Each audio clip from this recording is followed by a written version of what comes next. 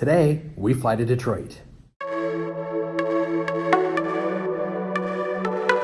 Hi, and welcome to another episode of In the Air. Today, we're flying from Indianapolis to Detroit.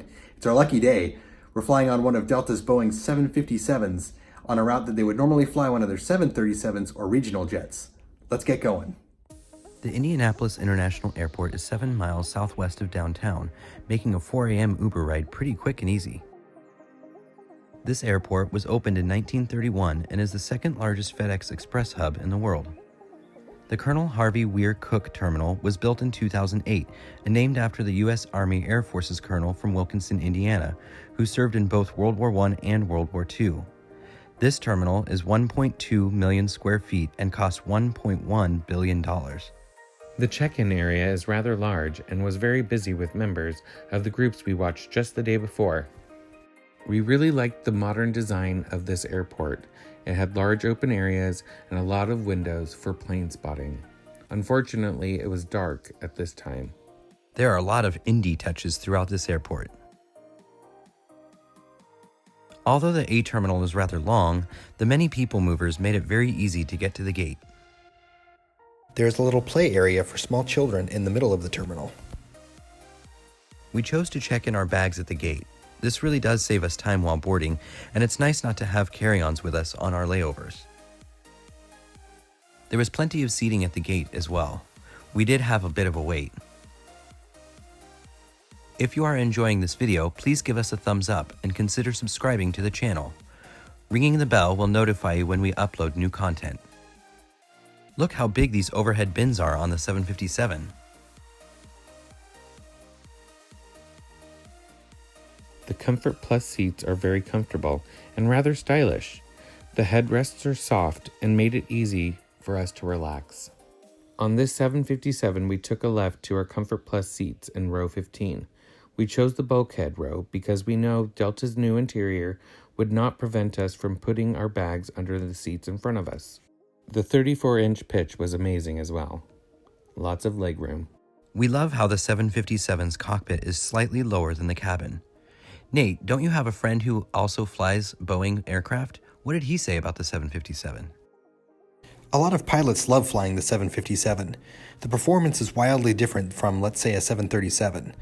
The 757 can be off the ground under 140 knots, while the 737 doesn't lift off until after 160 knots and needs to use much more runway.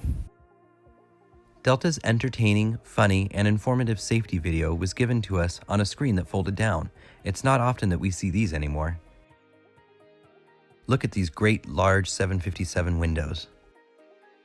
We love using the GoPro with its window mount to get our great footage for our videos.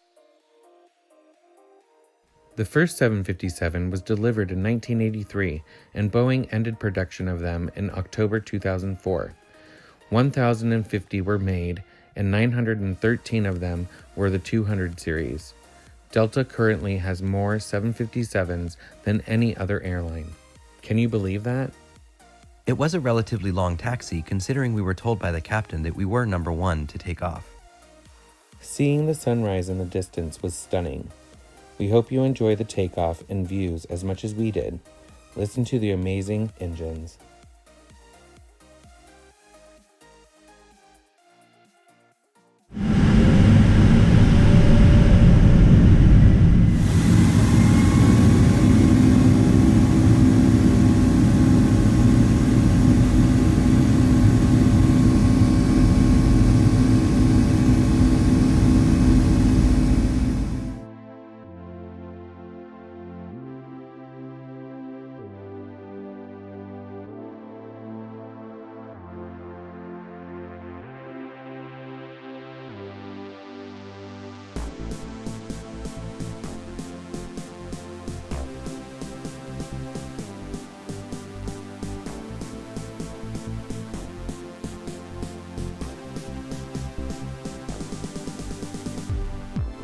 In the bulkhead row, the tray table is hidden in the seat.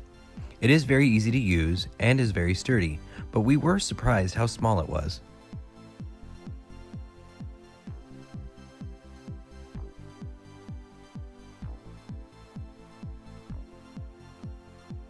This restroom had that Delta mood lighting going on, and it was a bit larger than smaller aircraft. It was clean as well. However, the age of this plane does show on occasion. Here you see a crack in the wall just above the sink. Another feature of being in this row is that the IFE screen is found by pressing a button on the armrest. after it is released, pull it up to get it in the position you desire it to be in. They are a little on the heavy side, and I can certainly understand why some passengers would not like the bulkhead row because of it, but I don't mind these one bit.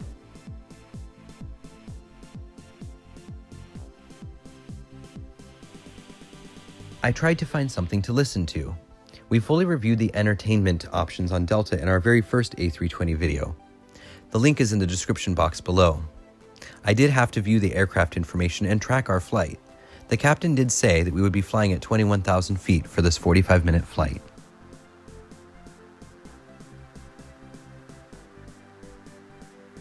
We were surprised to hear from a fellow flyer and YouTuber, Paul, from his channel Wingin' It, that he had flown on a Delta plane that was really dirty.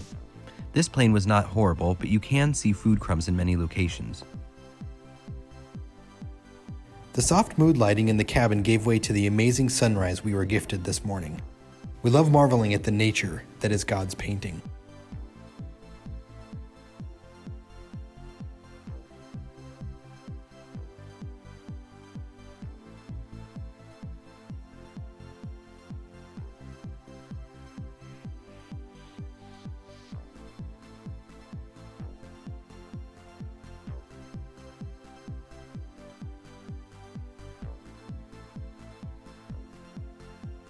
Check out this smooth landing from a great crew.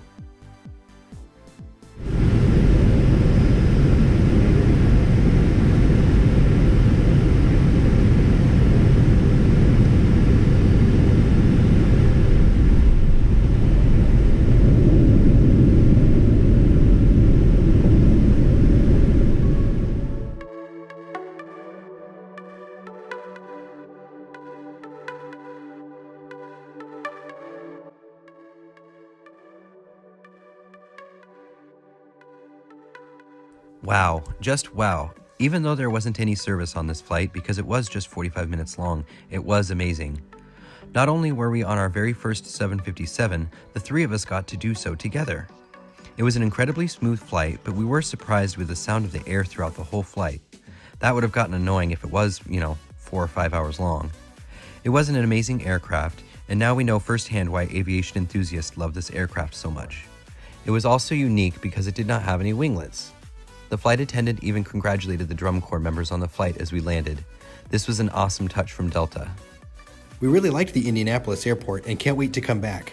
We made it to Detroit, which also seems pretty awesome at first glance. Well, maybe not everything's awesome. The silly black dot pattern on the windows made it hard to capture quality shots of our 757. Dang. Thank you for watching. We hope you're enjoying the Flying with Delta series. On our next episode, we're going to fly one of their brand new aircraft. Can you guess what that is? Drop a comment below with your guess.